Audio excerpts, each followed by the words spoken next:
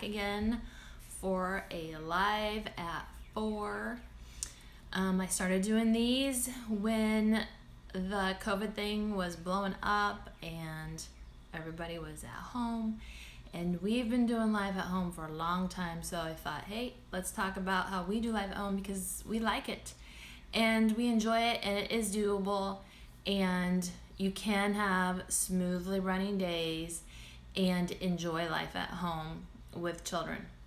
We have 9 children and we homeschooled all of them all through high school.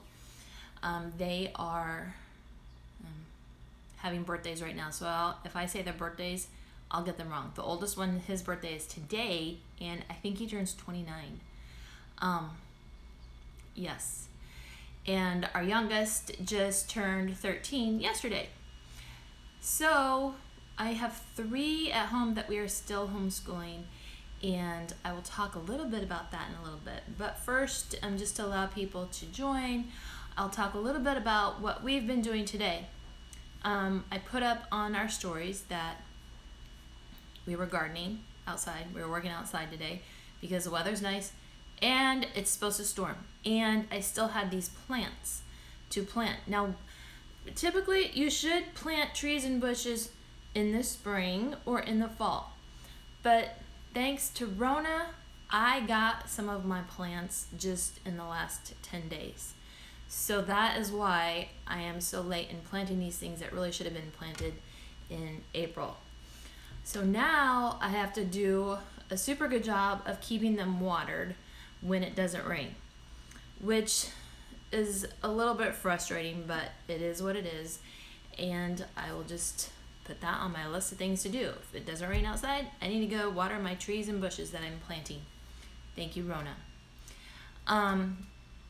We also weeded in our strawberry bed, which I should show you pictures of it because I'll do that once we get it all done and cleaned up. What we have are raised beds, and we have them arranged so you can walk around them, and we have landscape fabric and wood mulch on them around the beds. So it's really easy to get around and pick the strawberries and control the strawberries. And then they seem to be protected because they have like a little wall around them because they're not on top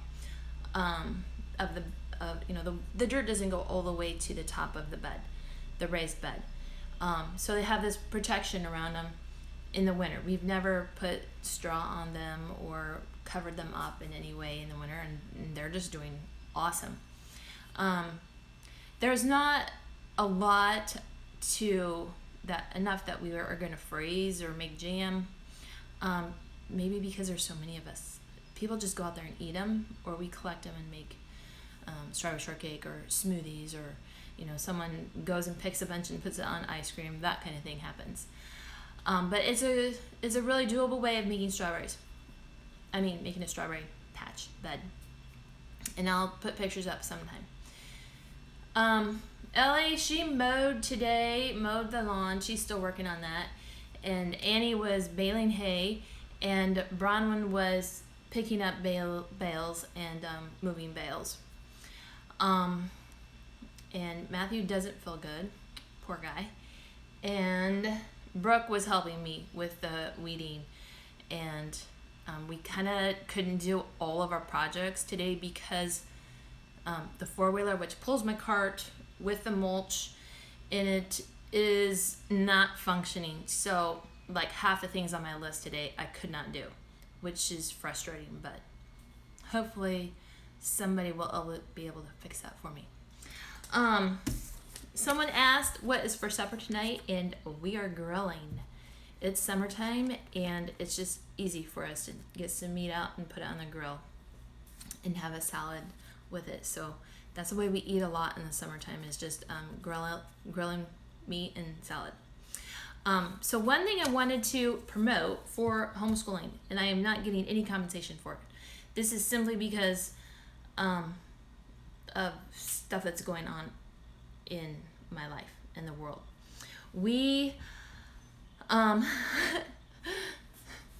several months ago I saw an ad for these books, and I thought, oh, that looks really good. That's kind of stuff that my children need to know. And the books seemed a little bit below my kids. I mean, my kids are like high school and junior high age. But I have been taking my children to our board of supervisors, our county board of supervisor meetings every week for the whole school year. And it was our civics class, and we talked about that kind of stuff at home, so it fit. It is the Tuttle Twins, and there are several of these small books. And here, I'll just do a bunch of these small books. These are like, my sister will read two picture books, but they're kind of long for elementary age, but she reads one in the evening to her kids. I didn't read them to my kids. We started one of the big ones. There's maybe 3 or 4 of these, I'm not sure. But it's kind of like a choose your own, in my day we called them choose your own adventure books. And I love those books, like when I was in elementary school, where you read a little bit and it says, if you choose this, go to page 300. If you choose that, go to page 200. And then you can choose all these different scenarios for the book. These are choose your own consequence. Choose your consequence, it says on it. And it has you flipping all over the place. So when I read it aloud, then we'll come to one of those, and the children I'll say, which should we choose? And they'll vote, and we'll choose, and we'll go back and forth in the book, and try to guess what's going to happen. It's fun. They're also teaching us stuff, okay? So we started one about hyperinflation, and life was disruptive. Summer was coming, and we just weren't doing a whole lot of reading anymore in the evening. And then my sister said, hey, now I know what you were talking about when you read Atlas Shrugged, because I read Atlas Shrugged over the winter. If you haven't read that, I recommend it. It's a classic that everybody should read, by Ayn Rand. There's another book she wrote too, which I read, which I can't think of what the name is. If anybody who is joining me remembers the name of the other book by Ayn Rand, Atlas Shrugged, and help me out. Okay, but anyway, my sister said, now I know what you're talking about, because one of these kid books is on the ideas in Atlas Shrugged. And I said, you're kidding me. Now I feel so stupid, because I should have read this to my kids when I read Atlas Shrugged over the winter. Okay, so then yesterday, because this is another thing, we are dealing with eminent domain in Iowa and farmland. This is new. This is really new. And I'm involved in this grassroots effort to try to stop it. All right. So then, again, my sister says, oh, there's a Tuttle Twins book about that too. Really? Maybe I should have read this one to my children.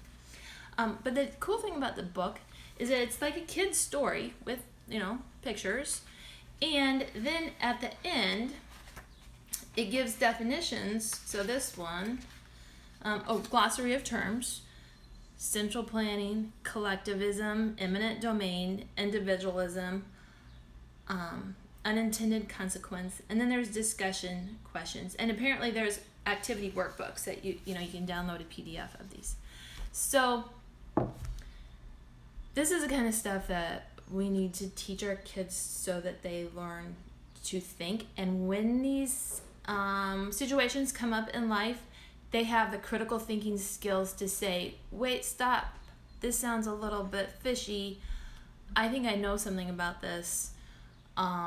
And then they have a reference point, because you gave them the definitions, the terms, you gave them stuff to think about when they were children that they can then refer to when they run into those. Or you can get your children involved in politics, like I have unintentionally done, if you choose to. Each family does their own thing. That's not your thing. Okay. But that eminent domain thing, it's kind of important. I kind of don't want my farmland taken for wind turbines and huge transmission lines. And mostly because it's a scam. It's for subsidies for, in Iowa, Mid-American Energy. All right, so I don't have any of my girls here to stop me from being political, so I'll have to stop myself. Back to gardening and how fun it is to just pull weeds off of landscape fabric that has mulch on it already. It's easy. So do it. And that's all for today. Tomorrow it's supposed to storm. Last time I checked the weather, so we will be cleaning our house. And we'll see you then. If you need some resources on how to do life at home, go to our website. We have a whole library of free resources. And we also have a quick start guide of how to do life at home. I think it's called Manage Your Home, Children Included, 13 tips and tactics and strategies, something like that. It's a downloadable. And there's also information there on where you can get my book, Home Management Plain and Simple. It's available on Amazon and Kindle. And it's all about how I did, what I did, and why I did it, and different strategies of how to manage your home and how to have smoothly running days and manage your life so you don't use too much thinking power on making small decisions like what should I make it for supper at 4 o'clock. Don't want to do that. Or standing in front of your closet on a Sunday morning crying because you don't have appropriate clothes to wear. They're either too big or too small or too frumpy, or they don't match, or something. Okay, so it's about real life and how to manage those scenarios that you find yourself in when you're busy with children and life. It's how I did, what I did, and why I did it. So that's all for today. Thank you for joining me, and we'll see you tomorrow. Bye.